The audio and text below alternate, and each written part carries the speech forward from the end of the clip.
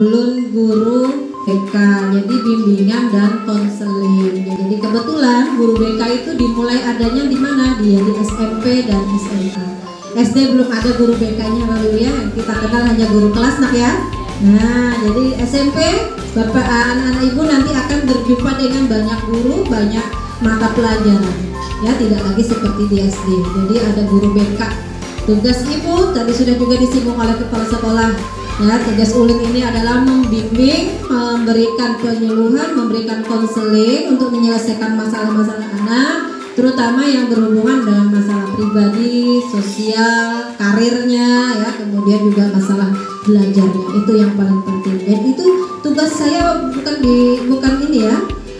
Tidak ada buku panduan khusus. Jadi nanti ada asesmen ya di awalnya. Ini juga akan terkait dengan program kurikulum Merdeka saat ini ya, yang harus dipahami juga oleh anak-anak Ibu, karena di awal sebelum pembelajaran guru-guru itu harus memiliki persiapan. Salah satunya adalah mengasesmen atau membuat semacam mengetes dulu lah apa aja sih yang ada di dalam diri anak, termasuk salah satunya adalah gaya belajar anak itu ya. Jadi gaya belajar itu cara belajarnya kayak apa anak-anak dia, apakah ketujuh mendengarkan gurunya kah, ketujuh melihat apa gitu ya pelajarannya, misalnya pakai kayak gini nih, senang anaknya lebih paham ketimbang berpandang saja guru. Nah, itu adalah salah satu bentuk asesmen yang harus diketahui dulu sebelum nanti guru membuat perencanaan pembelajarannya gitu ya. Nah, jadi inilah keunikan dan perbedaan yang didapat ketika nantinya masuk ke dalam kurikulum baru, yaitu kurikulum Merdeka. Nah, kurikulum itu apa sih sebenarnya? Nah, ini juga perlu orang tua sedikit tahu ya.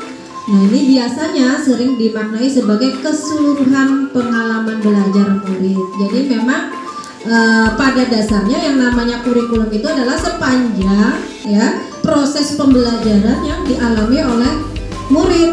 Jadi nantinya anak murid itu diberikan pembelajaran seperti apa ya, kemudian hasilnya bagaimana, itulah rentetan dari kurikulum yang diberikan oleh pihak sekolah. Tapi nyatanya itu sebenarnya lebih dari pengalaman Bu ya Bapak Ibu. Jadi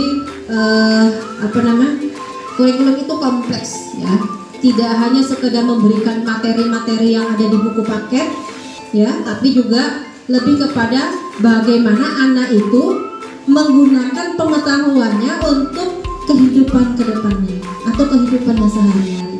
Contoh nih misalnya ya, nanti ketika masuk kurikulum Merdeka itu ada satu kegiatan fokus Bapak Ibu yang membedakan dengan kurikulum yang lama, yaitu ada nanti proyek penguatan profil pelajar Pancasila. Yang namanya proyek berarti apa Bapak Ibu?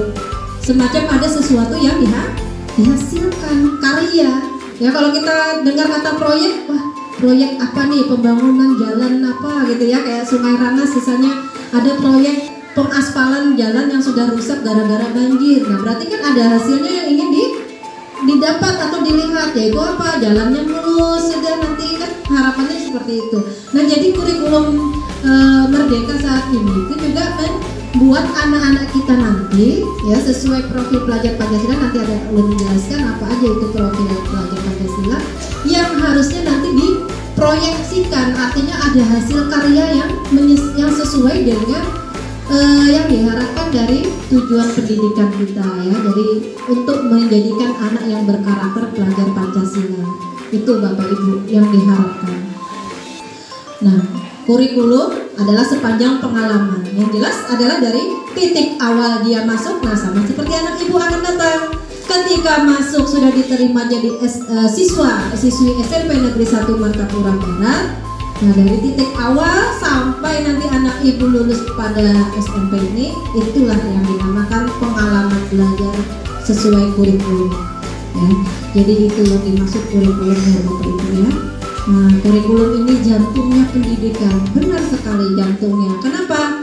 Ya dari kurikulum itulah nanti ada macam-macamnya Bapak Ibu. Ada visi misi itu yang nanti menjadikan bahasa kita itu apa ya, cita-cita. Nah, visi misi anak-anak Ibu atau visi misi Ibu Bapak yang di rumah mau anaknya disekolahkan di sini, apa sih sebenarnya tujuannya? Ya, Mungkin ada yang pengen anaknya bisa nanti melanjutkan sekolah ke depan, ya kan, visinya supaya anaknya sukses. Ya, itu kan gambaran dari cita-cita kita, ya cita-cita Bapak Ibu, cita-cita kami sekolah, ya. Dan itulah yang ada di dalam kurikulum. Sampai dengan bagaimana program sekolah itu membuat rancangan belajar yang nanti bisa mencapai visi misi tersebut. Nah, inilah ya jantungnya pendidikan. Kalau nggak ada perencanaan, Bapak Ibu akan susah ya. Ini kayak apa nih bentuk hasilnya anak yang diharapkan sekolah kalau tidak ada kurikulumnya? Sesuka hati aja kita mengajar anak, pada tahu kan anak kayak apa pada tahu. Nah, makanya perlunya sebuah kurikulum, disusunlah dalam bentuk program, Bapak Ibu. Nah, itu nanti dikenal dengan kurikulum operasional satuan pendidikan. Nah, itu pihak sekolah nanti nama ulangnya, Bapak Ibu. Nah, ini Bapak Ibu aksi nyata. Nah, yang ini yang ulun maksud tadi ya, ketika sudah masuk menggunakan kurikulum merdeka, anak ibu itu nanti banyak kegiatan yang dilihat tidak hanya sekedar pahamnya aja lawan materi sekolah ya, tetapi lebih kepada aksi nyatanya, tindakan anak. Seperti apa? Pembelajaran berbasis proyek. Jadi ada sesuatu yang nanti dihasilkan. Jadi anak ibu mohon maaf, mungkin nanti dalam kegiatan akan banyak kegiatan-kegiatan yang sifatnya membuat sesuatu. Nah, berarti dukungan dari orang tua ini apa sih yang diperlukan? Kira-kira apa Bapak Ibu? Nah, macam-macamnya kenalah, bisa berupa pemahaman atau pengetahuan Bapak Ibu. Misalnya anak disuruh berulah kowe atau wadah khas Banjar. Nah, kebetulan mamanya ketujuh berjualan wadah, gampang lah anaknya karena kawa belajar lewat kuitannya. Nah, itu berarti dukungan orang tua dalam bentuk apa? Mengajari anak hal yang memang tidak diketahuinya gitu ya, misalnya dalam membuat kue ya. Kemudian apa lagi? Yang pasti dukungan materi Bapak Ibu ya, finansialnya, dukungan dana ya. Kan berulang-ulang pasti akan perlu uang. Nah, itu juga nanti mungkin akan berbeda dengan kegiatan kurikulum yang sebelumnya. Tapi kembali lagi Bapak Ibu ya, insya Allah proyek penguatan profil pelajar Pancasila nanti yang akan diprogramkan sekolah itu akan balance dengan apa yang didapat anak dengan apa yang nanti dihasilkannya ke masa akan datang. Nanti anak juga akan diajarkan bagaimana berwirausaha, ya kan?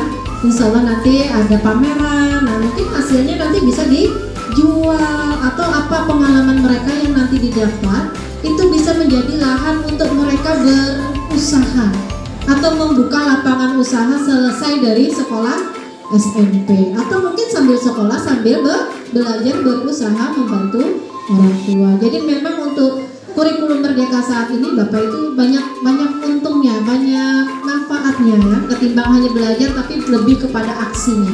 Anak itu akan dilajari bagaimana mereka membuat sesuatu yang memiliki manfaatnya baik bagi dirinya maupun orang lain. Itu tujuan yang sebenarnya.